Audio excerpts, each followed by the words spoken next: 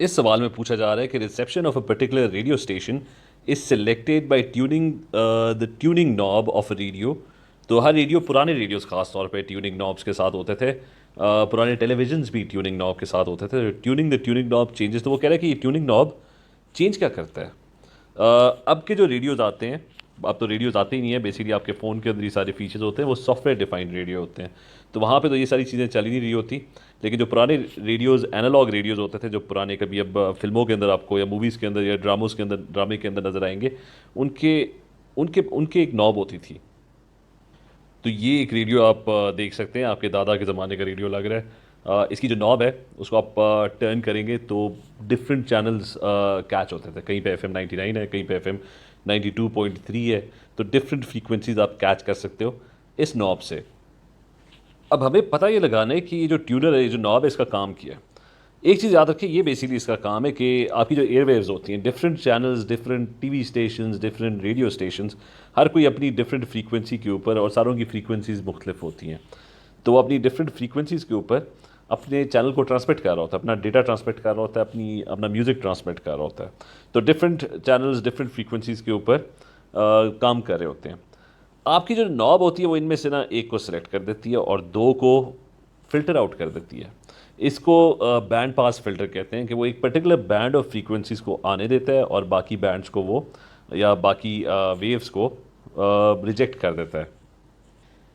ये मैंने एक डायग्राम ड्रॉ किया सिग्नल अटेनुएशन का। ये इस तरह फ़िल्टर्स काम करते हैं कि ढेर सारी फ्रीक्वेंसीज़ आप रिसीव तो कर रहे हैं, लेकिन आउटपुट के अंदर ना ये सारी फ्रीक्वेंसीज़ जो हैं ये सप्रेस हो गई हैं।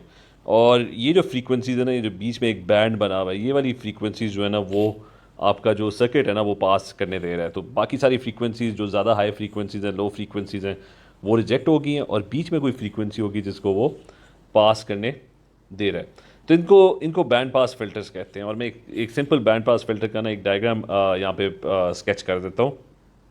तो ये यहाँ पे मैंने एक सिंपल बैंड पास फिल्टर का एग्जांपल बनाया है। ये आउटपुट वोल्टेज है। ये एक फ्रीक्वेंसी जो है ना उसको सिलेक्ट करके आउटपुट करेगा। उसमें क्या होता है, उसमें एक रजिस्टर होता है, और फिर एक इंडक्टर और एक कैपेसिटर बीच में ऐड किया हुआ है, उनको पेयर किया हुआ है।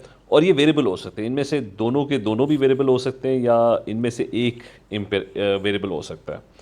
तो वो जो नॉब होती है ना, वो इनमें से एक को चेंज कर रही होती है, या आप दोनों को चेंज करके भी ट्यून कर सकते हो।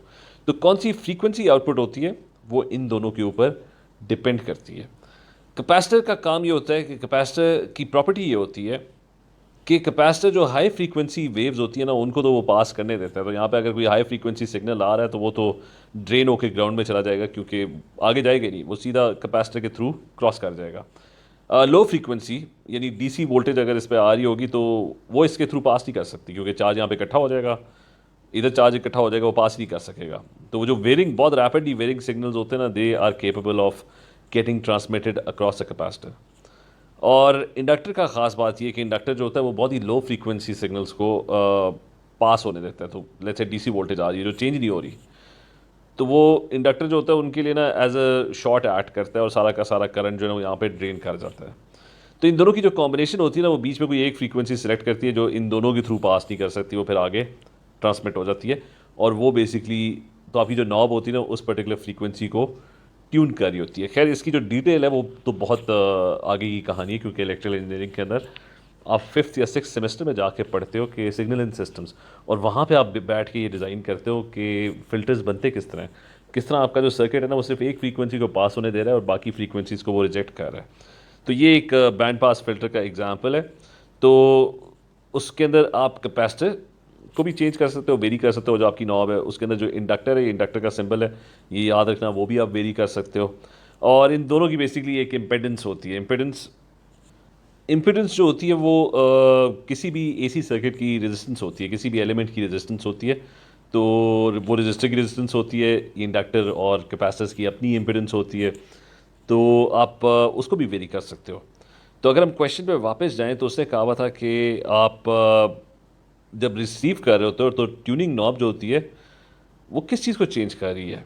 तो वो इंडक्टेंस को भी चेंज कर सकती है, और कैपेसिटेंस को भी चेंज कर सकती है, और वो इम्पीडेंस को भी चेंज कर सकती है। तो तीनों को वो चेंज करके वो ट्यूनिंग और फ्रीक्वेंसी जो वो सिलेक्ट करेगा वो डिफरेंट हो सकती है। तो option D would be the most correct answer for this question.